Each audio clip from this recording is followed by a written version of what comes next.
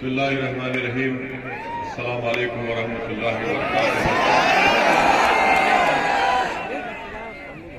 मेरे अजीज दोस्तों और बुजुर्गों,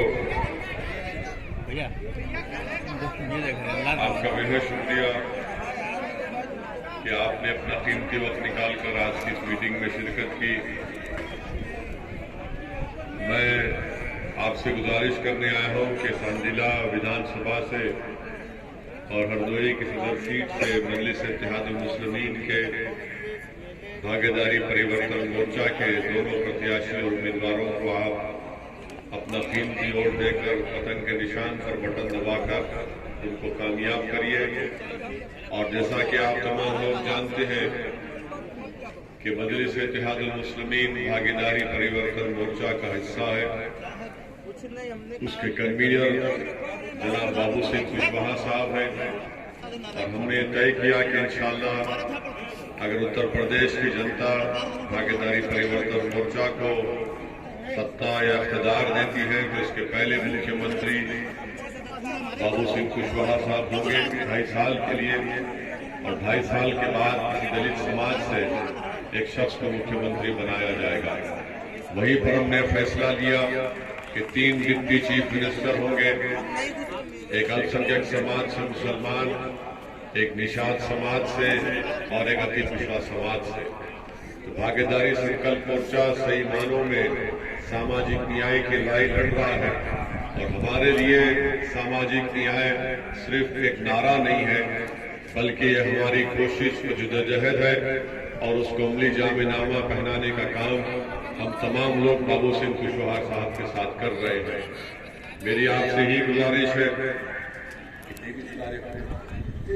23 तारीख के दिन जब यहाँ पर वोटिंग का मतदान का दिन होगा, आप लोग अपने अपने घर से सुबह निकलिए और अपने वोट का इस्तेमाल करिए। और साथ ही साथ आप जानते हैं कि इस विधानसभा में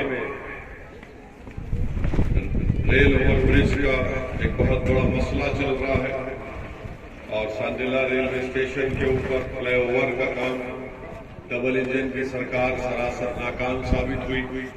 वहीं पर बेगमगंज में आरओबी का एक काम रुका हुआ है। बहुत से मसाइल हैं, यहाँ पर मुश्किलात हैं, रोड नहीं है, स्कूल कॉलेज नहीं, मेडिकल कॉलेज नहीं है यहाँ पर। तो मैं आपसे वादा कर रहा हूँ कि इंशाअल्लाह ताला आप यहाँ से मजलिस इत्तेहादुल मुस्लिमीन के विधायक को कामयाब करिए। ये जो आपके विकास के काम रुके हुए हैं, स्कूल के काम, आरओबी का काम तो रुका हुआ है, इंशाअल्लाह ताला यकीनन मजलिस का उम्मीदवार ये काम करेगा। मैं आपको ये भी बताना चाह रहा हूँ कि मजलिस के मुखालिफिन बार बार ये कहते हैं कि हैदराबाद की पार्टी है, ये हैदराबाद से आए हैं। यकीनन मैं हैदराबाद से आया हूँ, मगर क्या मजलिस के विधायक महाराष्ट्र में नहीं है? क्या मजलिस का एमपी महाराष्ट्र से नहीं है? क्या मजलिस के विधायक 5 विधायक बिहार से नहीं है?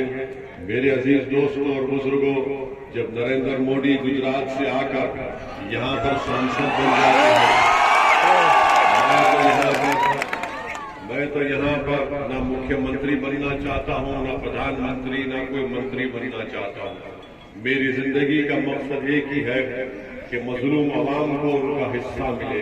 हमारी लड़ाई हिस्सेदारी की लड़ाई है, हमारी लड़ाई मान सम्मान की लड़ाई है, हमारी लड़ाई मजलूमों को उनका हक दिलाने की लड़ाई है। अब यही चीज है कि जिसकी बिना पर सबके सब मिलकर मजलिस इत्तेहादुल मुस्लिमीन पर और खास तौर पर मुझ पर तनकीद करते रहते हैं। आप बताइए, हरदोई की सदर सीट है, वहां पर 5 साल पहले आपने समाजवादी पार्टी को वोट दिया था, वो जीत गए, और जब उसके बाद बीजेपी में चले गए तो क्या हमसे पूछ कर गए बीजेपी में? ये हमारे उनको बुलाकर उनसे कहा कि यहां पर चला जाओ। मेरे अजीज दोस्तों और बुजुर्गों, याद रखिए मेरी इस बात को मैं बार बार अपने हर जलसे में, अपनी हर सभा में इस बात को कहता हूं कि जिस समाज के पास उसका नेता होगा उसी की आवाज में सुना जाएगा। आप खुद अपने दिल पर हाथ रखकर मुझे बताइए कि आपका नेता कौन है। नहीं नहीं, मेरा नाम दोहराने की जरूरत नहीं है। आप सोचिए कि आपका नेता कौन है। आपका कोई नेता नहीं है। आपको सिर्फ डरा डरा कर पिछले 30-35 साल में सिर्फ वोट हासिल किया गया कि हमको वोट दो, हम बीजेपी को रोक देंगे, हमको वोट दो, हम तुम्हारे घर की हिफाजत करेंगे, हमको वोट दो, तुम्हारे बच्चे को पुलिस के जुल्म से रोक देंगे, हमको वोट दो, हम तुमको सामाजिक न्याय दे देंगे। मेरे अजीज दोस्तों और बुजुर्गों, आप कब तक डर कर वोट डालेंगे? क्या आप कभी उम्मीद के ऊपर वोट नहीं डाल सकते? आज असदुद्दीन ओवैसी आपके दरमियान में खड़े होकर अपील कर रहा है कि आप उम्मीद की बुनियाद पर वोट दीजिए। डर की बुनियाद पर 30-35 साल से आप वोट देते आए हैं। मैं हमारे इज्जतदार बुजुर्गों से अपील करूंगा कि ये नौजवानों का मुस्तकबिल इनका मुस्तकबिल है। अगर आज जो बच्चा और बच्ची 15 साल की है, 5 साल के बाद जब वो 30 साल के हो जाएंगे तो आप क्या जवाब देंगे उन बच्चों को जब आपसे सवाल करेंगे कि बताओ मेरी सुरक्षा के लिए क्या किया गया, मेरी शिक्षा के लिए क्या किया गया, मेरे विकास के लिए क्या किया गया, मेरे मान और सम्मान के लिए क्या किया गया? तो आप ये कहेंगे कि हमने सपा को और बसपा को वोट दिया था। आपके पास जब तक आपकी लीडरशिप नहीं होगी, जब तक आपके वोटों से आपके विधायक कामयाब नहीं होंगे, आपकी लड़ाई मुकम्मल नहीं होगी। ये नाइंसाफी का सिलसिला चलता रहेगा। समाजवादी पार्टी में कल्याण सिंह को लिया गया तो आपको आकर कहा गया कि हिकमत का तकाजा यह है कि खामोश हो जाओ। वही कल्याण सिंह थे जब बाबरी मस्जिद को शहीद किया गया था। आज समाजवादी पार्टी में आरएसएस के मानने वालों को टिकट दे दिया गया। हसनपुर से आरएसएस का मेंबर है, उसको टिकट समाजवादी पार्टी ने दिया। चांदपुर विधानसभा से एक ऐसे शख्स को अपना प्रत्याशी समाजवादी पार्टी ने बनाया जिसको खुद 2013 में अखिलेश की सरकार ने मुजफ्फरनगर कांड में उसको गिरफ्तार किया। आप नहीं देख रहे हैं कि क्या आपके सामने तमाशा किया जा रहा है, मगर आज भी आकर आपसे कह रहे हैं कि सपा को वोट दो, सपा को या बीएसपी को वोट दे दो, बीजेपी को रुकाना है। अरे क्या बीजेपी को रुकाना सिर्फ ओवैसी की जिम्मेदारी है, अखिलेश की भाई की नहीं है? क्या आपने 2019 के पार्लियामेंट के चुनाव में हमारा कोई उम्मीदवार, हमारा कोई प्रत्याशी नहीं था, तब भी 65 के करीब बीजेपी के उम्मीदवार, उनके प्रत्याशी कामयाब हो गए? क्या आपके वोट की अहमियत नहीं है? मैं आपको कल हकीकत बयान कर रहा हूं, आपके वोट की अहमियत नहीं है। अगर आपके वोट की अहमियत को बताना है तो आप मजलिस के अपना वोट दीजिए ताकि उन लोगों को मालूम हो जाए कि अब आप बेदार हो चुके हैं और आप डर की बुनियाद पर नहीं, उम्मीद की बुनियाद पर वोट देंगे। और अगर कल समाजवादी पार्टी का हाल ये है कि अगर आज अखिलेश यादव से पूछा गया कि बताओ कर्नाटका में जो बच्ची हिजाब और निकाब पहनकर लड़ाई लड़ रही है उसके बारे में आपका क्या कहना है, तो अखिलेश यादव कहते हैं कि मुझे सुनाई नहीं दे रहा है। वो वीडियो देखा आपने, एक मीडिया का आदमी सवाल कर रहा है, अखिलेश कह रहे हैं कि मुझे सुनाई नहीं दे रहा है। जब उनसे मुस्लिम वोट के बारे में पूछा गया तो कहा गया कि मुझे सुनाई नहीं दे रहा है। अभी सत्ता में नहीं है तो आपकी आवाज नहीं सुनाई दे रही है। क्या आप कैसे ऐसे लोगों को वोट देंगे? इसीलिए मैं आपसे अपील करने आया हूं कि मेरा मकसद उत्तर प्रदेश को आने का, या मैं आता रहूंगा इंशाअल्लाह। मेरा मकसद ये नहीं है कि मेरी शोहरत में इजाफा हो, मेरा मकसद ये नहीं है कि मेरी तारीफ में आप नारे लगाओ। मेरा मकसद यह है कि आपके सफों में, आपके बीच में से कोई नेता बने जो आपकी क़यादत करे, आपकी रहबरी करे, आपके नाइंसाफी के खिलाफ लड़े। आपके खिलाफ जो जुल्म होगा तो विधानसभा में गूंगा, अंधा और बहरा बनकर ना बैठे बल्कि लड़े और पुकारे कि इंसाफ करो, हक दो इस विधानसभा में। आप बताइए कि किसने आवाज उठाती? लोग आपसे बोलेंगे अरे भाई यहां से ये कामयाब हो गए। मजलिस के अगर 7-8 लोग कामयाब हो गए तो क्या होगा? आप उनको जवाब दीजिए। और मैं जवाब दे रहा हूं इस मंच से, भारत की पार्लियामेंट में 540 एमपीज हैं, मजलिस के सिर्फ 2 हैं। और अल्लाह के फजलो करम से, आपकी दुआओं से जब ये दोनों खड़े हो जाते हैं तो 300 बीजेपी के एमपी खड़े होकर हमारा इस्तेमाल करते हैं।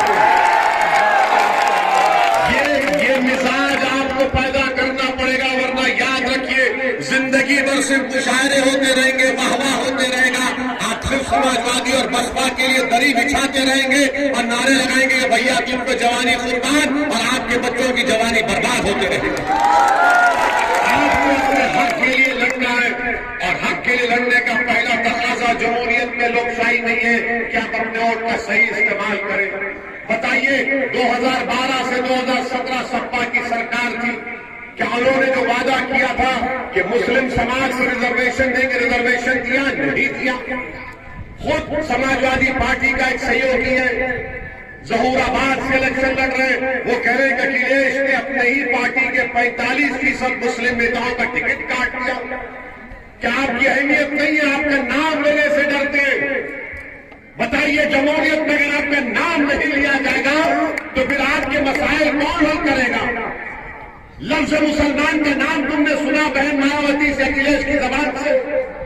क्यों नहीं बोलते? डरते। अरे अगर नाम लेंगे तो वोट नहीं मिलेगा। अरे वोट तो सबका लेना है ना। तो मैं क्या तुम्हारा खरीदी हूं? कि मैं क्या तुम्हारे घर का गुलाम हूं कि तुम मेरा नाम भी लेने से कतराते हो? जब सत्ता आएगी तो भूल जाएंगे आपको। मुजफ्फरनगर का कान पुकार पुकार कर तुमसे कह रहा है, अगर अल्लाह ने तुमको धड़कता हुआ दिले तो सुनो, उनसे इंसाफ नहीं हुआ, 50,000 लोग बेघर हो गए। कई महिलाओं की इज्जत लूटी गई, इंसाफ नहीं हुआ। किसकी सरकार थी? कौन था मुख्यमंत्री? ओवैसी था। यही लोग थे ना। और उसके बावजूद भी आज इल्जाम लगाते, तो डर की बुनियाद पर नहीं, उम्मीद की बुनियाद पर वोट दीजिए। यकीनन बीजेपी को हराएंगे, यकीनन मोदी और योगी को हराएंगे, मुख्यमंत्री नहीं बनेगा, यकीनन इंशाअल्लाह ताला 24 में मोदी प्रधानमंत्री नहीं बनेगा। मगर इसके लिए आपके दरमियान में लोग आकर आपको बोलेंगे कि बेटा हिकमत ये है कि इनका साथ दे दो। कब तक हिकमत के नाम पर बुज़दिली के मज़ाहिरे हम करेंगे? कब तक हिकमत के नाम पर बुज़दिली के मज़ाहिरे करेंगे? और मोहब्बत तो एक तरफा नहीं हो सकती ना। मोहब्बत एक तरफा मोहब्बत है। थाली वो हाथ से बनती है मेरे भाई, मेरी इज्जतदार मां और बहनों। जो इश्क करता है वो अपने महबूब का दीवाना हो जाता है। होता है ना? जो इश्क करता है वो अपने महबूब का दीवाना हो जाता है। बार बार दौड़ता है अपने महबूब के पास, बार बार दौड़ता है कि काश वो देख ले मुझे या देख ले मुझे। रुकिए अब ये, मगर यहां कौन सा इश्क हो रहा है? वन वे इश्क हो रहा है। और जिससे आप मोहब्बत कर रहे हो आपका नाम लेने भी तैयार नहीं है। आप बताइए कौन सी मोहब्बत है ये मोहब्बत नहीं है, ये बर्बादी को दावत दे रहे हम लोग। आज आपको नहीं दिख रहा है, मैं दूर किया। आज से 10 साल पहले बात जो होने वाला मैं आपको बता रहा हूं। एक वक्त ऐसा आएगा कि आपको घर में बैठने के लिए कहेंगे, बोले तुम बाहर मत निकलो, हम देख लेंगे। तुम आवाज मत उठाओ, खामोश हो जा रहे। नहीं, याद रखो, जब तुम शोर मचाओगे तो दुनिया सुनेगी। जब तुम आवाज से पुकारोगे संविधान के तहत मुझे मेरा हक चाहिए तो दुनिया देखेगी। अगर तुम खामोश हो जाओगे तो दुनिया तुमको दबा देगी, जमीन में दफना देगी। ये मोहब्बत एक तरफा नहीं हो सकती है। ये कौन सी मोहब्बत है बताओ आप? कि हिकमत के नाम पर जो लोग बुज़दिली पैदा कर रहे हैं, मैं उनसे कह रहा हूं कि खुदा के लिए सोचो। ये एक तरफा मोहब्बत अब नहीं चलने वाली है। अगर मेरे पैर में कांटा चुभता है तो क्या मैं पड़ोसी को बोलूंगा या अपने हाथ से उस कांटे को निकालूंगा? बताइए, आपके पीठ पर एक बार नहीं, 10 बार नहीं, 100 बार धोखे से खंजर मारे गए। अब उन पीठ के जख्मों को मरहम कौन लगाएगा? ये लगाएंगे या आप लगाएंगे? ये फैसला आपको करना है। रहा सवाल बीजेपी का, योगी का, मोदी का, अरे इन लोगों ने तो 7 साल में भारत के युवाओं का मुस्तकबिल बर्बाद कर दिया, बर्बाद कर दिया। आज उत्तर प्रदेश हो या भारत हमारा वतन अजीज हो, यहां का युवा नौकरी के लिए तड़प रहा है, मगर नौकरी इनके पास नहीं है। जब ये लोग नौकरी का मुतालबा करते हैं तो ये कहते हैं बेटा तू गौरक्षक बन जा। नौकरी नहीं दे पाते मोदी और योगी। कहां गई नौकरी बताइए आप? 5 साल पहले योगी ने कहा था, बीजेपी ने कहा था कि 70 लाख युवाओं को नौकरी दी जाएगी। कितनों को नौकरी दी? नौकरी किसी को नहीं दी। वो योगी कहते हैं कि हमने क्रिमिनलों को भगा दिया, माफियाओं को भगा दिया। अरे आपने क्रिमिनल माफिया को भगाया नहीं भगाया उसका हम जवाब दे देंगे, मगर वो किसान जो रात भर जागता है अपनी फसल को बचाने के लिए, उसको कौन बचाएगा उन 4 पैरों के जानवर से? वो कि अगर वो सो गया किसान तो सुबह तक फसल गायब।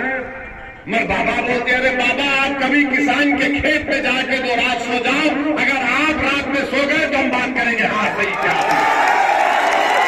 और फिर कहते कि पूरा क्रिमिनल भाग गया, माफिया भाग गया। कहां भागा? हमारी गाड़ी पर एमपीए 4-4 गोलियां चलाते हैं। कौन से माफिया के दामाद थे जो हमारी गाड़ी पर गोलियां चलाए? ये कौन से क्रिमिनल थे? ये क्यों इतने कट्टरवादी हो गए, क्यों रेडिकलाइज हो गए? इनके हाथ में हथियार किसने दिया? इनके दिलों और दिमाग में नफरत किसने पैदा की? क्यों उन्होंने बंदूक को उठाया? बताओ बीजेपी वालों। मगर इसका जवाब नहीं देते। अच्छा, हम पर गोलियां चलाने वालों के पास योगी का एक मंत्री पहुंच जाता है, उनके परिवार से जाकर कहता है कि हम तहकीकात कराएंगे। अरे तुम्हारी सरकार पर तुमको भरोसा नहीं, वीडियो में गोली चला रहे तुमको भरोसा नहीं, और देश के प्रधानमंत्री तो माशाअल्लाह आजकल हर भाषण में कह रहे भाइयों बहनों मैंने मुस्लिम बहनों के लिए ट्रिपल तलाक का कानून बनाया। मोदी जी, ट्रिपल तलाक के कानून की जरूरत ही नहीं है महिलाओं को। ट्रिपल तलाक गुनाह है, और अगर कोई दीवाना किस्म का बेवकूफ किस्म का शख्स देता भी है, आपने ऐसा कानून बनाया, क्या दिमाग पाया आपने मोदी जी? ऐसा कानून बना दिया कि अगर कोई कहता भी है तो शादी नहीं टूटती और वो जेल को भी जाएगा। यानी गुनाह होगा तो वो जेल को जाएगा ना। मगर मोदी जी बड़े विज्ञान, दिमाग में बात आगे कर दिए। जैसा कि रातों रात 5,000 की नोट को गायब किया, ऐसा ही कानून बना दिया। मगर हम देश के प्रधानमंत्री से पूछना चाहते, बताओ आपका पोजीशन क्या है, आपका स्टैंड क्या है कर्नाटका में जो मुस्लिम बच्चियां स्कूल और कॉलेज को पढ़ने के लिए जा रही है, उनको क्यों बीजेपी की सरकार रोक रही है? अगर मैं सर पर कुछ पहनता हूं तो आपके पेट में दर्द क्यों हो रहा है? अगर मैं सर पर कुछ पहनकर स्कूल को जाता हूं, कॉलेज को मेरी बेटी जाती है, तो आपको तकलीफ क्यों हो रही है? मेरे अजीज दोस्तों और बुजुर्गों, इसीलिए हम आपसे कह रहे हैं कि इस मौजूदा दौर में जो तमाम फिरका परस्ती का जहर हर तरफ फैल चुका है, एक बीजेपी का एमएलए का वीडियो मुझे किसी ने दिखाया, वो कह रहा है कि ओवैसी तुम वहां पर आकर दिखाओ, कोई कह रहा है कि तुम्हारी दाढ़ी को काट देंगे, कोई कह रहा है कि अगर मैं विधायक बन गया तो खुला नारा लगाऊंगा। आप कब तक खामोश बैठेंगे? जमहूरियत में मैं आपको हथियार उठाने की बात नहीं कह रहा हूं, मैं कह रहा हूं वोट का इस्तेमाल करो, वोट आपका सबसे बड़ा हथियार है। मगर आप सिर्फ वोट डालने वाले बन गए, आप वोट लेने वाले नहीं बन रहे। आप वोट लेने वाले बनिए, अपनी ताकत दिखाइए। अरे जमहूरियत है, भारत का संविधान है, आईन है, कॉन्स्टिट्यूशन है, आपको इस पर भरोसा रखकर अपनी जद्दोजहद को जारी रखना है। क्या क्या नहीं कहा जा रहा है? देश के प्रधानमंत्री प्रयागराज में धर्म संसद हुआ, उस पर खामोश, हरिद्वार में हुआ खामोश, रायपुर में हुआ खामोश। उनके एमएलए इस तरह का वाहियात बयान देते, कुछ नहीं कहते, और हमारे लोग बोलते नहीं नहीं रुको रुको, हिकमत से काम करो। अरे कौन सी हिकमत है ये? हिकमत के नाम की जो बात करते हैं, पूछो उनसे। आप आज असदुद्दीन ओवैसी आपके दरमियान में खड़े होकर हकीकत बयान कर रहा है। उत्तर प्रदेश में सबसे कम पढ़े लिखे गए हैं तो मुसलमान, उत्तर प्रदेश में स्कूल के बाहर सबसे ज्यादा है तो मुसलमान, उत्तर प्रदेश में 3% ग्रेजुएट सबसे कम है तो मुसलमान, पोस्ट ग्रेजुएट 1% है तो मुसलमान, सबसे गरीब है तो अल्पसंख्यक समाज के मुसलमान, सबसे ज्यादा बेरोजगार है तो मुसलमान, सबसे कम 2 एकड़ की जमीन है तो मुसलमान। बताओ फिर कौन सी हिकमत है इसमें? कौन सी हिकमत है बताओ मुझको। यही चीजें जब पढ़ता हूं तो खून खोलता है। ना इंसाफी को मैं बर्दाश्त नहीं कर सकता, ना इंसाफी की जा रही है, दबाया जा रहा है, हक छीना जा रहा है। स्कूल नहीं खोले जाते, कॉलेज नहीं खोले जाते, गरीबी का खात्मा नहीं होता। बताइए आप कौन सी हिकमत है इसमें? अगर आज खामोश हो जाएंगे आप तो याद रखिए 10 साल के बाद और हालात खराब होंगे। जमहूरियत है, अपनी आवाज को उठाओ नौजवानों, अपने बुजुर्गों से जाकर कहो, समझाओ उनको। अगर मेरे चेहरे में तुमको अपना भाई बेटा नजर आता तो खुदा के लिए अपने इन बातों पर गौर करो। आप गौर करो मेरी इन बातों पर। वोट देना नहीं देना वो आपका मामला। मैं तो सिर्फ आपसे अपनी बात को रख सकता हूं। अगर अल्लाह ने मुझे इजाजत दे दी तो अपना कलेजा फाड़ कर तुम्हारे सामने रख देता हूं। मेरे अजीज दोस्तों और बुजुर्गों, पहचानो अपने दोस्त और दुश्मन को, पहचानो रहबर और फैशन को। इन चीजों पर आपको गौर करके फैसला लेना है।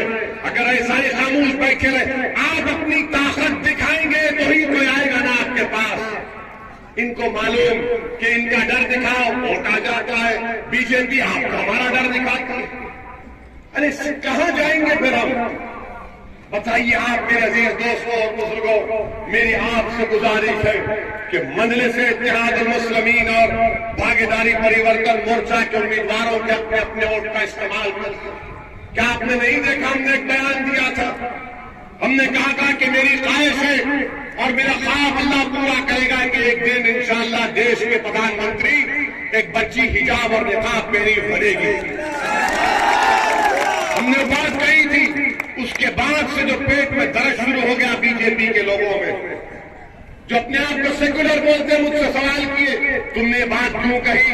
मैंने कहा कि संविधान इसको रोकता है, तो खामोश हो गए। बोले संविधान की तुम बात करा रहा, संविधान रोकता है क्या इस बात को? याद रखो आप मेरी इस बात को, सिर्फ एक ही बात मैंने कही थी कि देश के प्रधानमंत्री इंशाअल्लाह ताला एक बच्ची होगी जो सर पे हिजाब और निकाब पहनती है, तो इनको दर्द शुरू हो गया। मैंने क्यों बोला था? सुनो, देश का पहला प्रधानमंत्री कौन था? देश का पहला प्रधानमंत्री जवाहरलाल नेहरू थे और उनके नाम के साथ क्या लिखते थे? पंडित जवाहरलाल नेहरू। जब पंडित लिखकर प्रधानमंत्री बन सकता तो हिजाब पहनने वाली बच्ची नहीं बन सकती प्रधानमंत्री। डॉक्टर मनमोहन सिंह पगड़ी पहनते थे, देश के प्रधानमंत्री बन गए। अब देश के मौजूदा प्रधानमंत्री नरेंद्र मोदी है। उन्होंने कहा था कि मैं हिंदू नेशनलिस्ट हूं। तो सुनो संघ वालों, संघ परिवार आरएसएस वालों, जब देश का मौजूदा प्रधानमंत्री कह सकता है कि हिंदू नेशनलिस्ट है, तो देश का अब इंशाअल्लाह एक बच्ची हिजाब और निकाब पहनने वाली बनेगी जो इंडियन नेशनलिस्ट होगी इंशाअल्लाह। मेरे अजीज दोस्तों और बुजुर्गों, हमने पूरा प्रोग्राम बनाया है, हमने पूरा प्लान बनाया है। माहिरीन से बात की है कि कैसे कमजोरों को उत्तर प्रदेश में उठाया जाए। लोग बोलते हैं कि तुम्हारे पास सत्ता नहीं आएगी। अरे सत्ता की मुझे फिक्र ही नहीं है। मेरी जिंदगी का मकसद कोई मिनिस्टर या मंत्री बनना नहीं है, कभी नहीं रहेगा। मेरी जिंदगी का मकसद यह है कि इंसाफ हो। तेलंगाना में 7 एमएलए हैं हमारे पार्टी के। एक मिसाल दे रहा हूं, कोई मंत्री नहीं है, हम भीख नहीं मांगते सरकार के पास जाकर। हमने सरकार से लड़कर तेलंगाना में ऐसे स्कूल बनाए 6 क्लास से 12 क्लास तक। उन स्कूलों में बच्चों को रखा जाता है, खाना खिलाया जाता है, पढ़ाया जाता है। मालूम कितने बच्चे पढ़ रहे फ्री में आपको? ये जो मुझ पर इल्जाम लगाते हैं कि खड़ा होता तो बीजेपी को फायदा होता। 60,000 मुसलमान बच्चे और बच्चे तेलंगाना में स्कूल में पढ़ रही है। ये काम क्या नहीं हो सकता? ये काम उत्तर प्रदेश में नहीं हो सकता। हो सकता ना जब सियासी ताकत हासिल होगी। अगर तुम्हारे 8-10 एमएलए जीत जाएंगे तो लड़ेंगे ना। वो जो 60,000 बच्चे और बच्चियां पढ़ रहे, क्या मेरा रिश्तेदार है? गरीब है। और आप देखना 10 साल के अंदर के खिलाफ बर्पा करेंगे वो लोग। यहां पर तो कोई पूछने वाला नहीं है। समाजवादी पार्टी में भैया से आंख नहीं मिला सकते, बसपा में बहन जी के सामने सांस नहीं ले सकते, और योगी कहता है कि ठोक दो। आप बताओ फिर कहां जाओगे? मेरे भाई, ये घुट घुट के जिंदगी मैं नहीं गुजार सकता। मैं एक आजाद पंछी हूं, मुझे सांस लेने की आदत है, मुझे पुकारने की आवाज है, मुझे लड़ने की आदत है। हम लड़ेंगे इंशाअल्लाह ताला जमहूरियत से। डर के जिंदगी नहीं गुजार सकते। नहीं डरेंगे सिवाय अल्लाह के। और मेरे अजीज दोस्तों और बुजुर्गों, अपनी बात को खत्म करने से पहले आपको एक बात करके जाऊंगा ताकि आपके हौसलों में और मेरे हौसले में इजाफा हो। वो कर्नाटका की बच्ची को जब घेर लिया गया था, उसने बीबीसी को इंटरव्यू में कहा था कि जब मुझे डर होता है तो मैं नारा लगाती हूं। क्या नारा लगाया था उसने? क्या नारा लगाया था उसने? अभी आकर बोलेंगे बीजेपी से डरो तो तुम क्या नारा लगाओगे? जब तुमसे कहा जाएगा सपा और बसपा बीजेपी तो तुम क्या कहोगे? इसमें कायम रहो, इसमें कायम रहो। आप देखो मदद कुदरत आपकी करेगा। अरे एक बार तो तवक्कल करो ना रब्बे करीम पर, एक बार तो करो। कभी अपने दुआओं को आजमाओ और याद रखो, तारीख गवाह है कि सिर्फ दुआओं पर इत्तेफाक करने से कामयाबी नहीं मिलती। दुआओं के साथ मैदान कारसाज में आना पड़ता है। इसलिए हक के मैदान में आका को दंदानी मुबारक शहीद कराना पड़ा। इसीलिए ताइफ के सफर में आका को अपने खून में लहूलुहान होना पड़ा। इसीलिए इमाम हुसैन को अपनी शहादत देना पड़ा। अरे तुम कहां जा रहे हो, किससे डर रहे हो? उठो मेरे भाई उठो, ये वक्त जागने का है, ये वक्त अपने हक के लिए लड़ने का वक्त है। ये वक्त बार बार नहीं आएगा, याद रखो। मेरी जिंदगी की कोई अहमियत नहीं है, मेरे से 56 आएंगे चले जाएंगे, मगर आपका मुस्तकबिल है, आपके बच्चों का मुस्तकबिल है, हमारी बेटियों का मुस्तकबिल है। उसको रोशन बनाने के लिए आप हिस्सेदारी के लाइन में मजलिस का साथ दीजिए, भागीदारी परिवर्तन का साथ दीजिए, अपनी नेता को बनाइए, हिस्सा हासिल करिए। यही चंद बातें मुझे आप तक पहुंचाने के लिए मैं आपके दरमियान में आया था। अगर मेरी जबान से कोई तलखियत, सख्त अल्फाज निकले तो मुझे दीवाना समझकर माफ कर दो आप। मैं अपनी आदत से मजबूर हूं, मैं अपनी आदत से मजबूर हूं। मैं कभी किसी की चापलूसी या किसी के डर से अपने जबान को बदल नहीं सकता। मेरे पास अगर कोई चीज है तो मेरी जबान, मेरी सोच है, मेरी फिक्र है। मेरे अजीज दोस्तों, आप पतंग के निशान पर बटन दबाकर भागीदारी परिवर्तन मोर्चा और मजलिस के प्रत्याशी को कामयाब करिए। जिंदगी बाकी रही तो इंशाअल्लाह दोबारा आपके दरमियान में आऊंगा। अस्सलाम वालेकुम व रहमतुल्लाहि व बरकातहू।